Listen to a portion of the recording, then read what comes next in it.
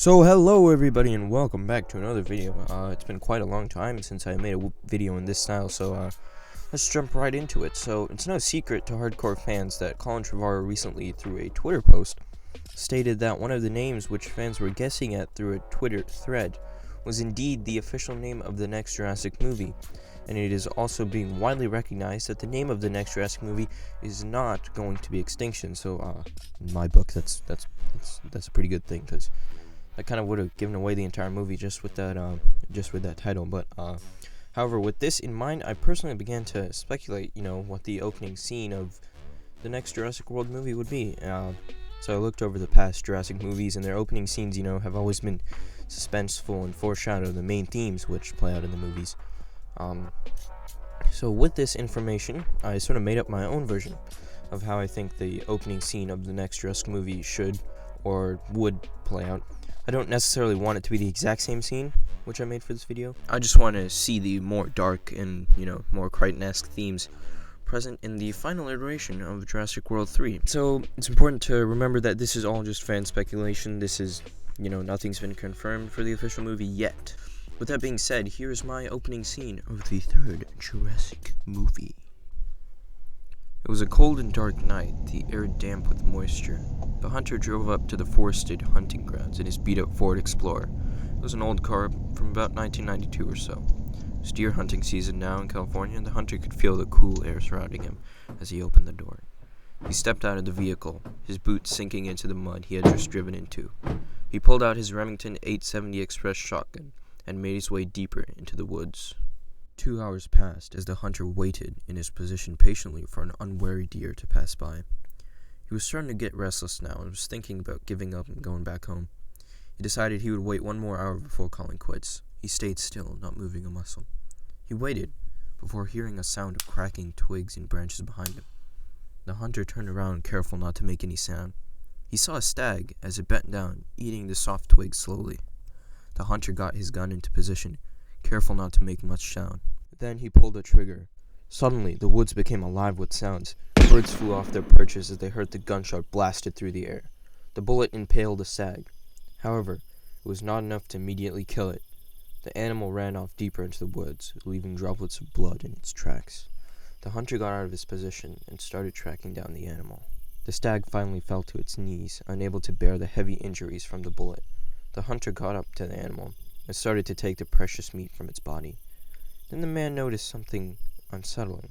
The forest once again became disturbingly still. Not even the insects were making noises anymore. Ignoring this, the man continued his work as he began skinning the deer.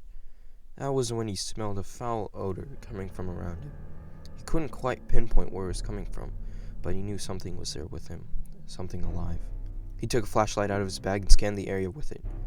Then he saw the faint outline of a medium-sized creature, much larger than him. The hunter tried to get a closer look, but the creature vanished. The man was deeply disturbed now. He turned back to his work on the deer, but after a few moments he felt the hair on his neck stand up. The man stopped. There was something around him, something dangerous. The hunter whipped his gun around and through the moonlight could see the creature in its full form. Its face looked as if it was smashed by a hammer, and it had 2 horns protruding out of its head. Red and black colorations covered its scaly body, and it had long, muscular legs leading to a thick tail. It was as if the devil himself had come to Earth. The hunter shot the creature but missed in his frantic attempts. He ran towards his car, the bright headlights still faintly visible. The creature, however, was faster. It charged right behind the man, its massive footsteps vibrating through the ground. But then, seemingly as fast as it appeared, the creature disappeared and fell silent.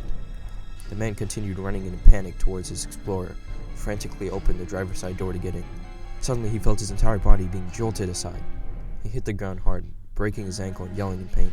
He looked up and saw the silhouette of the devil through the headlights of the vehicle. Something was wrong, though, for it seemingly disappeared once again. The realization came to the man slowly. The creature could camouflage. It appeared once again, this time directly in front of him. The man could see the glowing eyes on its devilish face. He felt a sharp pain in his legs as the creature pinned him to the ground while ripping the top half of his body off. However, in that instant, the man felt an awkward peacefulness come over him. He couldn't feel the pain anymore, just a sort of drowsiness. He just closed his eyes and let go. So yeah, that's my version of what I think the opening scene should be like. Although it probably won't happen, the introduction of a camouflaging Carnotaurus is pretty cool in my opinion, and comes directly from Crichton's Lost World, which I'm sure many of you have read.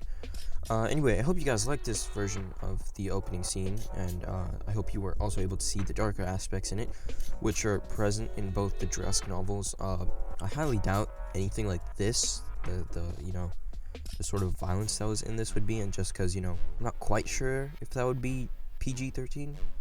But then again, this sort of death also did happen to Eli Mills in Fallen Kingdom, so you never know.